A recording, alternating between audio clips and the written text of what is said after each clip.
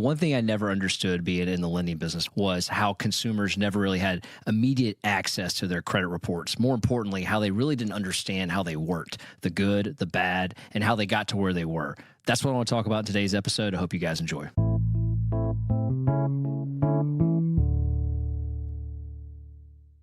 Welcome back to the What's More podcast. I'm your host, Quinton Harris. I get asked all the time about credit, questions on it, how to improve it. More importantly, like, what does it mean? How did we get to these models, and what derives my credit score? So I kind of want to talk about credit, what it means, the definition of it, defining all the models, and then the impacts of your credit score. And then later, I'm going to talk about some hacks to help you improve that. So let's go ahead and start with a couple things on credit. When we talk about credit, we're referring to the three major repositories. You probably have heard of them: Experian, Equifax, TransUnion. And I think it's really important that we kind of understand that all three of those repositories are what are traditionally used in today's credit environment. These reports report all the consumer's ability to essentially pay back debt on a mutually agreed upon time frame between the creditor. They also report many different things, from your birth date, your time on the job, what type of job you've had, your residential housing history, your rent housing history. There's a lot of things that go into this credit report, but there's different versions of these credit reports that are out there. And so I want to talk about those versions of the credit reports, and then I want to talk about some terminologies that we're going to use. And when I talk about credit, there's really three types of things that show up on the credit report that most people are going to look at. The first one is going to be a mortgage, and then your installment loans, which are like your auto loans or student debt, and then revolving. And revolving is anything credit card that doesn't have a term. It's an open-ended line of credit versus a closed-ended line of credit. So that also could be your home equity lines as well. So I'm going to talk a little bit about those, and then I want to define some terms that kind of are what we call negative terms on a credit report. You'll hear me say things like late payment.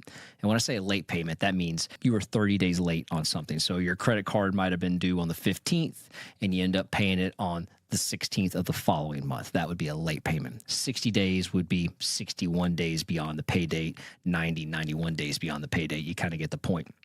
And sometimes you have things that are rolling lates as well. We'll talk about that. Collections, talk about all types of collections and why those are negatively impacting your credit. Judgments as well, repossessions, settlements where you've settled a bill down, you're paying less than what you owe. That could also be called a short sale if you're talking about a mortgage. And then foreclosures, right? These are all the bad words when it comes to credit that can negatively impact your credit. You might say, hey, Quinton, I know exactly what my credit score is. I use Credit Karma. I use MyFICO. I use annualcreditreport.com. I go to Experian.com. I go to one of those places you said, or even TransUnion.com. And they do have consumer-facing credit reports on there. That's probably one of the major differences when we talk to consumers and there's score variations. You know, why does my Credit Karma say I have a 720, but then when my mortgage lender pulls credit or the auto lender pulls credit, it's a 702? And that's because those scores are not equal to one another. For example, that Credit Karma is taking a snapshot of what your credit is based on your active trade lines, but not the historical history of your credit report. And I think that also it may not be catching it the same day in which your lender pulled it. And I think something that's really important here when we take a look at this, if you take a look at, like Credit Karma, for example, I think that the way they pull that scoring model is they're using that Vantage 4.0 that I did a whole podcast on versus the Fair Isaac versus the Beacon scores, and also the Experian repository that we're talking about. Those are all going to show up at different times, and they're going to be different models. So unfortunately, different models are not always going to be equal in scoring. And I think that that's really important, because I think sometimes we get hung up on exactly what our score is based on that. And I know if you're using like a Chase credit card, Discover, American Express, they also check your credit and they give you a snapshot of what your credit is. They call it like a credit journey, something of that nature. Those are going to be more in the lines of like a Credit Karma or a MyFICO type deal, credit score, versus what a mortgage lender is going to pull.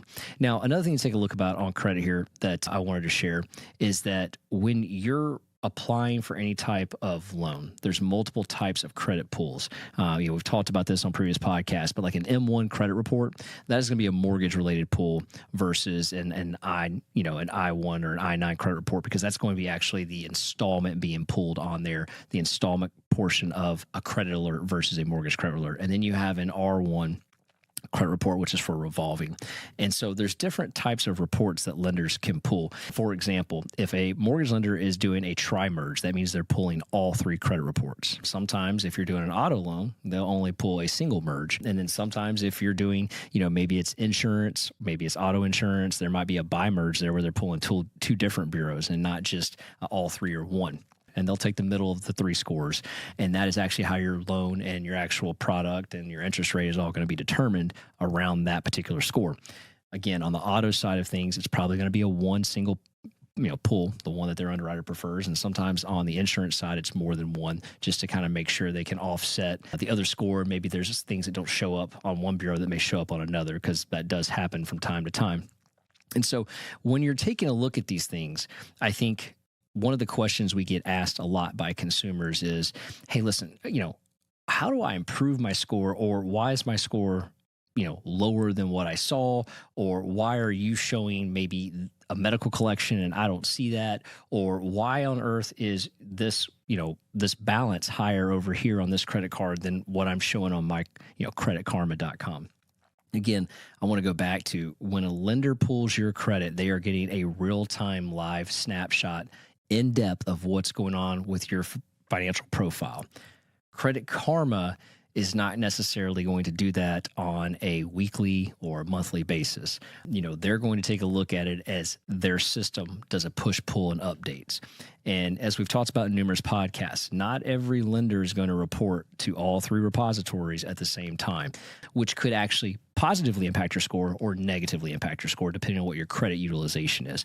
So that is sometimes why we get different scores in those models. There are 5 what I consider to be critical components that create your score of how it's determined. This is kind of pulling the curtain back from the industry right now. And this is from our friends over at Partners Credit. And Partners Credit is like many vendors who essentially they provide the credit report to people, and they're the liaison between Experian, TransUnion, and Equifax. As a consumer, you and I, we just can't walk up to Experian, TransUnion, Equifax, make a phone call and go, hey, what's my credit score? We actually have to go to someone that's authorized to pull that credit and then tell us what that is. And, for many years, people couldn't even tell you what your score was when they pull your score. That was one of the most annoying things. Like, hey, we just pulled your credit. Oh, cool. What's my score? I can't tell you that. Like, that literally is how things used to go down. And then obviously there were laws that transitioned in 2008 that required lenders to now divulge your credit score to you and tell you what it is at the beginning of the process, not necessarily at the very end if you were denied. They have to tell you up front. And that was a great move that was changed in the lending industry. So your score is simple as this, and this is straight from Partners. I think this is wonderful, is that your score is determined by 5 factors of differing importance, right? So 35% of your credit score is based on your payment history. That's basically, are you making your payments on time, and are you paying your loan in the mutually agreed upon time frame? Pretty simple. Late payments, that's going to hurt your score, right? 30-day lates, 60-day lates. Now, again, defining lates. If your mortgage payment is due on the 1st of every month and you make it on the 2nd, the 3rd, the 4th, the 5th, you get the point. That's not late. Matter of fact, you should have a grace period from the 1st all the way to the 15th. That's a traditional grace period. If you make your payment on the 16th, it's still not late. It's not late on the 17th. You get the point. It's late on the 1st of the next following month. It's late. That's when it's late. So that's a 30-day late. So if you're making a late payment beyond your 30-day cycle, then that's going to hurt your score negatively. Next one is 30% of it's how much you owe. Now, you can't really control what you owe on the mortgage, because once you sign the note, that is the note. Now you're just paying it down, right? Same thing with auto loans. Now, you could go out and overspend on a mortgage, and you could go out and overspend on a car, but most people stay within their budgetary means unless there's a life-altering effect that happens. So when we talk about how much you owe, it's not necessarily on the mortgage, and it's not necessarily on the auto loans. It's on the revolving credit card. And this credit utilization, this is a term that we use a lot. Credit utilization is vital. So if you have a $10,000 credit card limit, I'll use $10,000 because it's a round number. If you have a $10,000 credit card limit, traditionally speaking, you want to stay below 30% debt utilization on that. So when the billing cycle comes out, you really don't want to have higher than a $3,000 balance on that credit card when the cycle comes out. If you could keep it below $3,000, but also above zero. That's the tricky part. But if you get it below $3,000, you're going to see what they call a credit utilization pop in your credit score. Like you are going to be rewarded in your credit score for having the right utilization of the debt load on that credit card. And that goes for all credit cards. Let's say you have like 2 or 3 of them. It doesn't matter that it's an overall 30%. Each card needs to be at 30% or less in order to maximize your credit score. 15% of this is also going to be determined on the length of your history. So if you're a newcomer to the credit community, let's say you're 18 years old, you're probably not going to have what we call credit depth. Now, there's a way to get around that, but that credit depth is really important. And the more depth you have in your credit, the more you're going to receive additional rewards in your score. Like it's very abnormal for an 18-year-old to roll up to the market and have like a 760 score. It can happen, but it's extremely rare. You typically don't start achieving those scores until you at least have some sort of depth. And depth is usually defined as like 10 years or more. Now, again, there are ways to do it, but most people, traditionally speaking, wait until they're beyond that 28-year-old range and start seeing the benefits of those higher, 700s, 800 scores.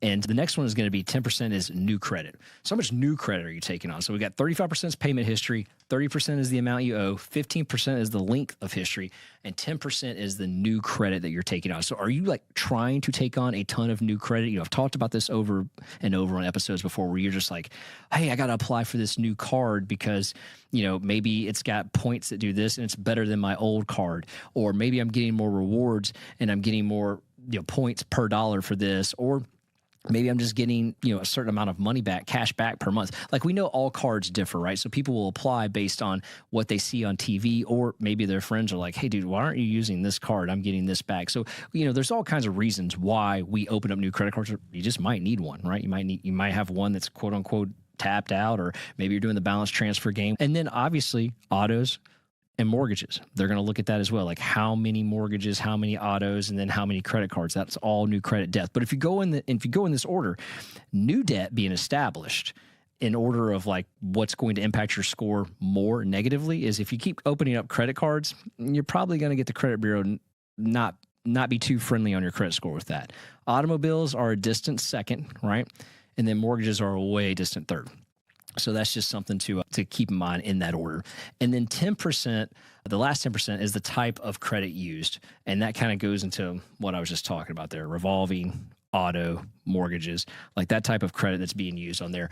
All of that is crucial. So you have 35% in payment history, 30% on what you owe on your basically revolving, but also your auto and your mortgage, 15% on your time in the credit report, and then 10% of the new credit, and then 10% of how you use that credit. So I think that's important. All right, so now you have your credit score and you're in the credit system, but you're asking yourself like, hey, this is not where I want to be, or hey, I've got this amazing score and I want to protect it. Like, how do I maintain it? How do I stop it from fluctuating? I get this great score and it comes down, but I want it to stay in a certain area. The reality is there's a lot of things that you as the consumer can do to your credit that really are up to you. I want to kind of take you behind the scenes of how to maintain your credit report at the level in which you want it to stay at, as well as improving it if you need to improve it. So there's 5 factors: 35% payment history, 30% the amount you owe, 15% the length in the credit reports, 10% new credit, and 10% how you use that new credit. So I just want to run that back out there. So let's talk about that. So when we talk about payment history, I've always been told that there's this magic credit matrix. You ready for it? It's pretty simple. It's called the 1-2-3 model. How hard is that? 1, 2, 3. And what that is that the number one most important thing in your credit report is your mortgage. Number 2 is your automobile/installment loans. That could also be your student debt. Number 3 is revolving credit cards. Now, that's the order of the history. Now, here's kind of the formula. You want to have 1 mortgage, 2 automobiles, 3 credit cards. That seems to be the magic credit history matrix that's not really divulged out there. So think about that. If you're a renter and you don't have a mortgage, you're already at a disadvantage with your credit score because you're not getting the maximum amount of credit score you could get because you don't have a mortgage yet. And yeah, that's a thing. Now, here's pro tip number 1. Here's how you could help with that. If you're renting and you're renting from an apartment complex, or if you're renting from an institutional landlord, and that's not like, that wouldn't be me, right? If you were renting from me, I'm a single owner. I'm not an institution. But if you're renting from an institution or an apartment, get a payment history documented and turn that into the credit reports. You can work with any mortgage lender that you're looking to get pre-approved on a home with. They can help you with that, as well as there are opportunities to do that through TransUnion and Equifax via their website. So there's pro tip number 1. Number two, installment loans, right? If you have an automobile, that's real important that you have it documented. But at what age did you get your automobile, right? Because that's going to go back to that depth of credit history, right? Remember, 15% of your credit report is based on your depth of history. So when you buy a car at the age of 18, you can credit qualify for that car. And there's really not a lot of car lenders that will not give you a loan. They want you to buy a car, especially at 18 if you got a co-signer with mom and dad.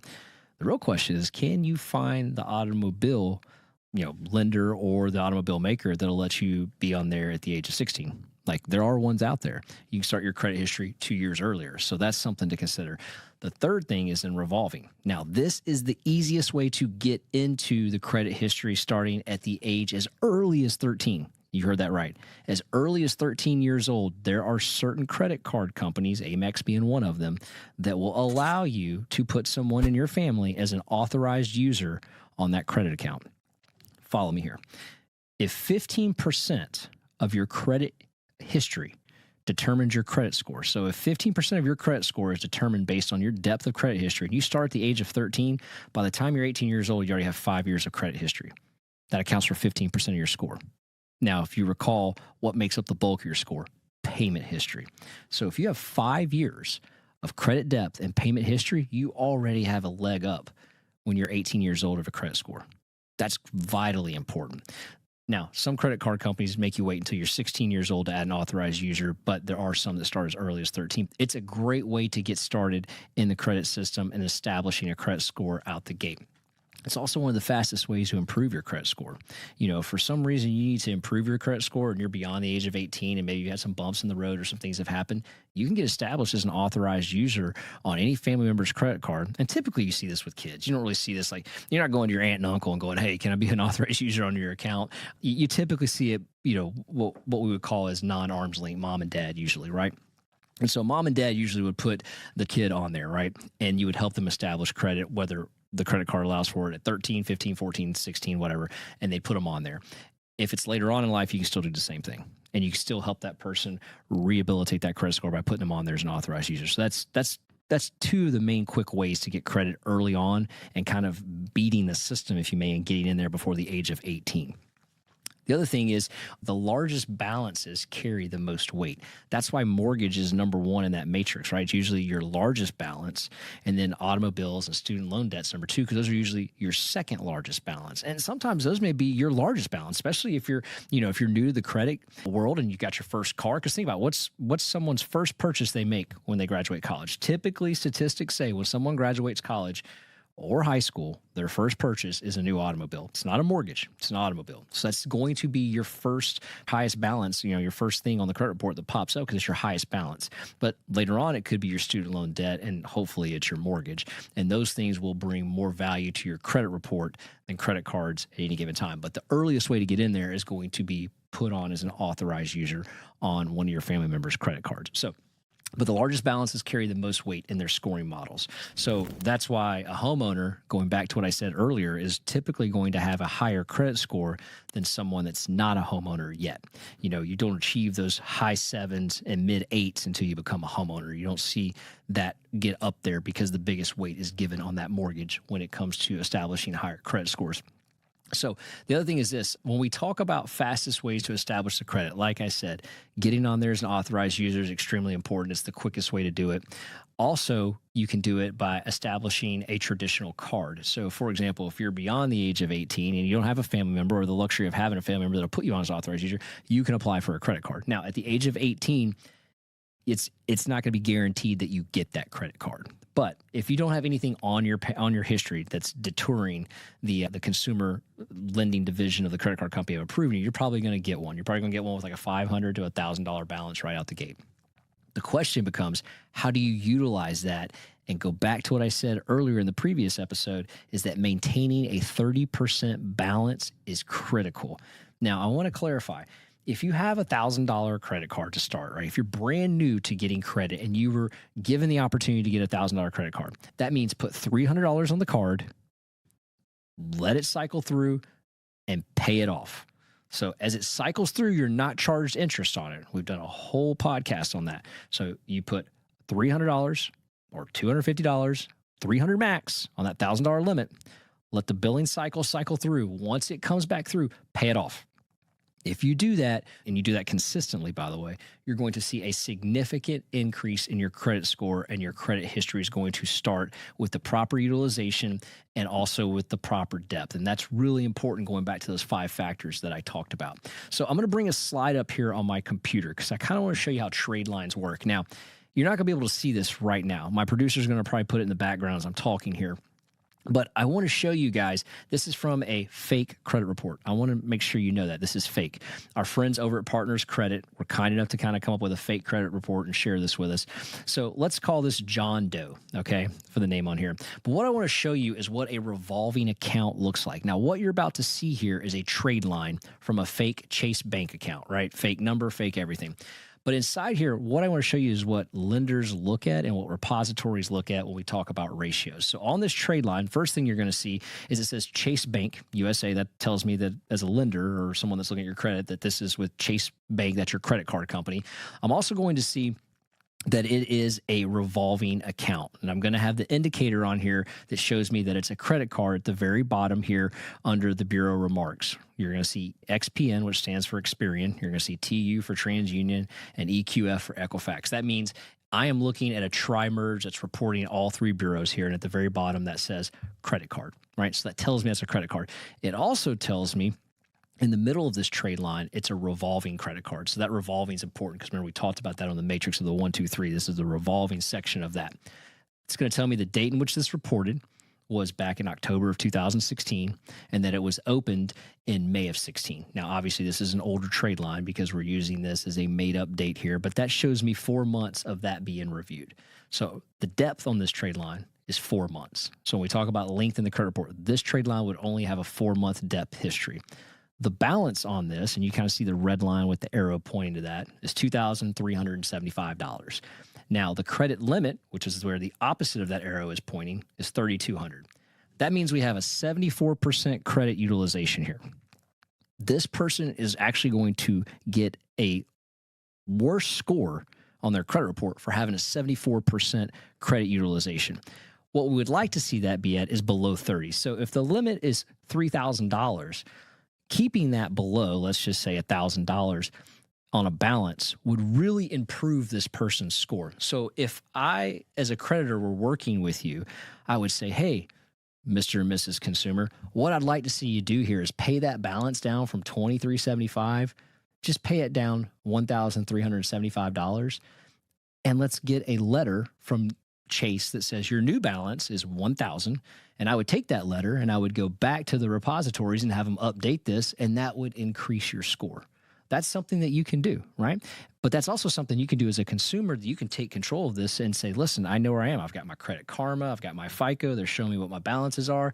Okay, I need to start paying these down and get below 30%, and I'm going to see a real increase in my score.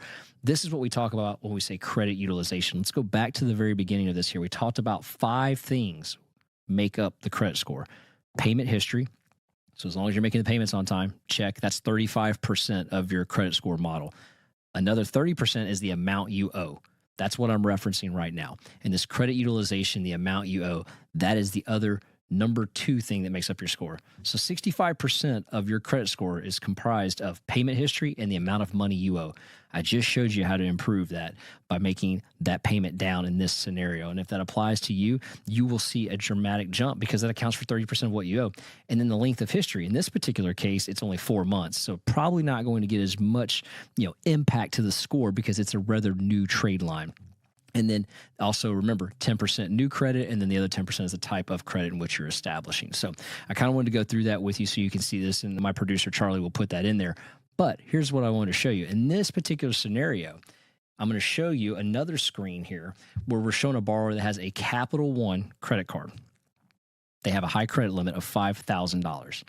Basically, they're utilizing this card and they're maxing it out. What we're doing is we're showing them that they can pay that card down and get that utilization down, what this does to their score. And there's a program that lenders can use that a lot of people use called Credit Expert. It's a wonderful, wonderful simulator that says, if I do this, this will happen. So if this, then that type deal thing. In this particular case, it shows if they were to pay this down, how their credit score would jump 30 points. 30 points and you could do it in less than a month.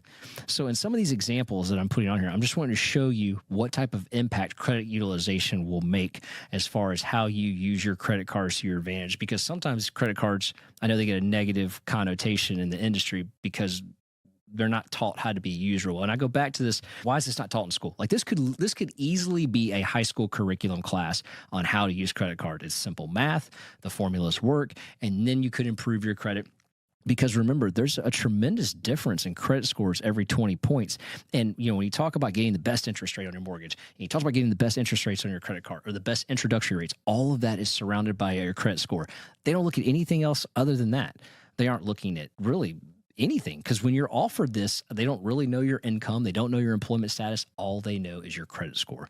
And that's like the first key to opening the gates of getting the best deals. So I can't stress that enough. So that's how you can improve it, and that's how you can jump ahead of the line by getting an authorized user, utilizing your balances correctly, and having a great payment history. I mean, that right there is 80% of your credit score, those three things. So the next thing I want to talk about is the collections, because that's important. And collections come in all different, you know, walks of life. You've got medical collections, which are probably the most popular.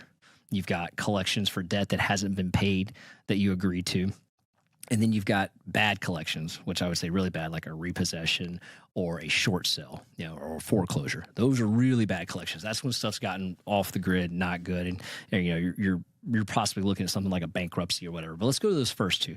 Let's talk about medical collection, or let's talk about debt that hadn't been paid that's in the form of a collection.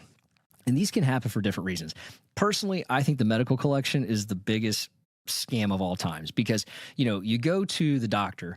They take your insurance, they tell you there's no copay, and then 30, 60, 90, hell, maybe even a year later, you get a bill. You're lucky if you even get it. It might not even show up at your doorstep. But let's say you get it, and it's for like $108, right? And it's like, oh, for testing that was ran, blah, blah, blah, your insurance company disagreed to it, so here's this bill. You're questioning, like, I don't even remember last week, much less a year ago. What the heck is this for? You call the company, they don't know, whatever. So you have a choice. You either pay it or you don't pay it. So let's say 50% of the people say, screw it, I'm going to pay it because I don't want it to show up as a collection, because they know how that works. And the other 50% say, I'm not paying this. I don't owe this, right? So if for some reason you have a medical collection just show up on your credit report out of the blue, again, I would venture to say probably 50% of the credit reports in America have a medical collection on it. There's a couple things you can do to improve that. So think about this. There's no difference, besides financially, on a credit report scoring model. There's no difference between a $10 collection and a $10,000 collection. And I know people will argue with me on that, but that is not the case. A collection is a collection is a collection, and that's how it works. Now, the good news is this. If you pay the collection off, you need to get a payment letter from the collection company that says, hey, listen, this has been paid in full. And then also that collection company has agreed to remove that from the credit report. It is now settled. It is removed. Now, sometimes they don't agree. There is recent, I don't want to say legislation, but there's recent rules that have come out as of August 22 that state that if you pay off a collection, it can no longer be held over your head. It should be removed from the credit report. Sometimes that's not always the case, but 99% of the time it is. If it's done correctly, it is. If that collection is removed, you're going to see a significant increase in your credit score. Sometimes it's 30, 40 points. Again, I'm going to pull up another example here. Our producer is going to put in the show notes, and you can see all these show notes on our YouTube channel at What's Your One More with the number one, at What's Your One More with the number one. Again, love the comments and feedbacks you guys are putting on there. But I'm going to put a negative trade line. So we just showed what a trade line was. This is going to be a negative one. This is actually going to be, again, from John Doe, and this is a fake credit report. But this is what a collection looks like when we get it on a credit report, right? So this collection is showing up. Now, what's interesting to me is it's only reporting to one of the three repositories. So in this particular case, whatever we do is only going to make the Experian credit score go up, because in the very top, you'll see this is a highlighted in gray, highlighted in dark charcoal gray trade line. Now, some lenders highlight them in yellow. I mean, it's whatever, but it's differentiating from that normal line that you saw before. And this is alerting people that, hey, listen, there's a collection on here. And in this particular case, it's on Experian. I reported back in May of 2014 in this particular case, and the balance is $456. So $456, and it is literally a medical collection. And it's with an attorney's office right now, and you could settle for this, and you may not even have to pay the full $456. Maybe you pay $200. Maybe you pay the full $456 in this case. whatever it is. But what's interesting about this is that we see these all the time. And in this particular case, I stand correct. This is not a medical collection. In this particular case, this is Pacific Bill. This is actually like a phone bill collection. We do see these too from time to time, but these are normally medical collections. But we do another credit expert, and you can see how this increases 40 plus points just by paying off a medical collection, and you get it deleted from the credit report. And so again, if you're working with a lender, they can help you with this. If you're looking at your Credit Karma, or you're looking at, your MyFICO, and you've been alerted, you have a new collection, pay that thing off as fast as possible. Just pay it off and get it deleted as fast as possible through the collection agency, whether it's a medical collection agency or not. All right. Last thing I want to touch on here, because I think this is just as important. So let's say you have an amazing credit score and you want to make sure you maintain that credit score. So what we've done for the first half of this podcast is we've talked about how to improve your score. But let's say you're like, Q, I'm good, man. I've got like this 720. I'm cruising. Yeah, I want to get to a 740, but I know that comes in time. Or I got a 740, 780. I hear it all the time. And you want to maintain that. First thing you want to do, that credit utilization. Like, how you got to that credit score. Continue to make your payments on time. Don't go over the 30% balance. You're going to see that play a significant role in that score. Another thing, if you've got other credit cards that you're not using, all right, this is pro tip number 2. Do not close them out. Like, do not close out your credit cards that you're not using. Like, I've got a credit card that I've had since I was 18 years old. I don't use it. It sits in a safe at home.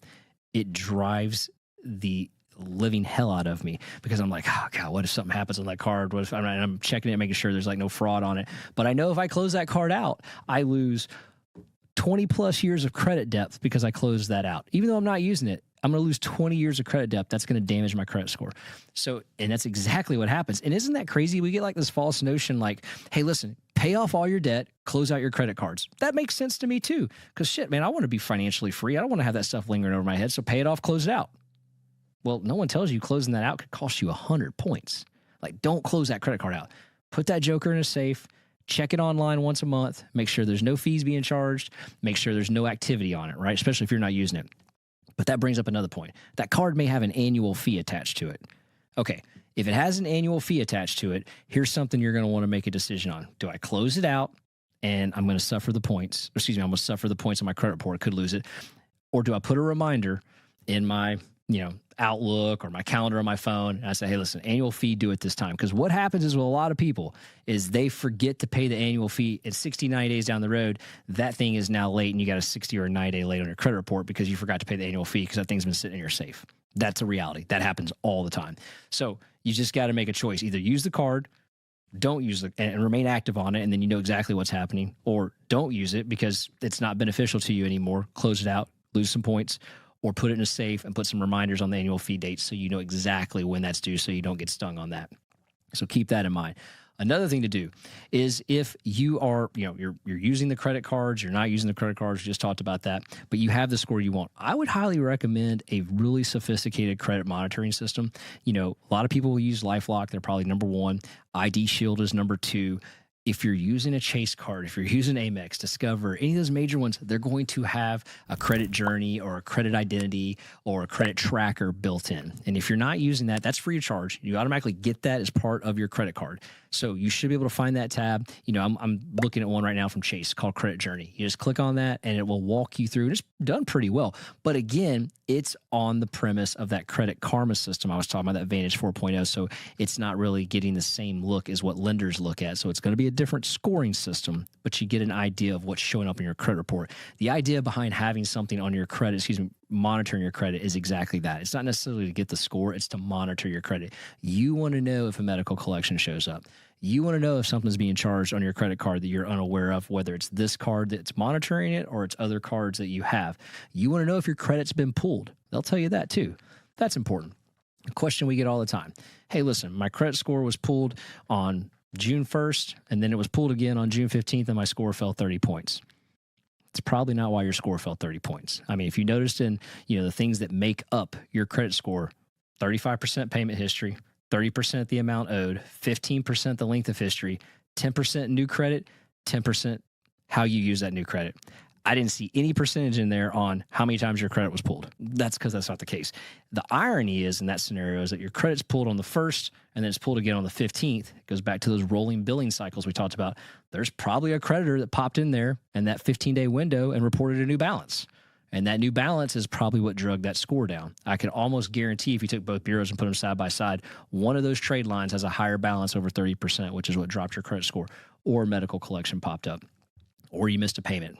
Any of those things could happen. It's not because someone pulled your credit. And I know people will argue with me all day long on that, but that's not what's causing that credit score to fall. And that is not part of the credit scoring model on here either.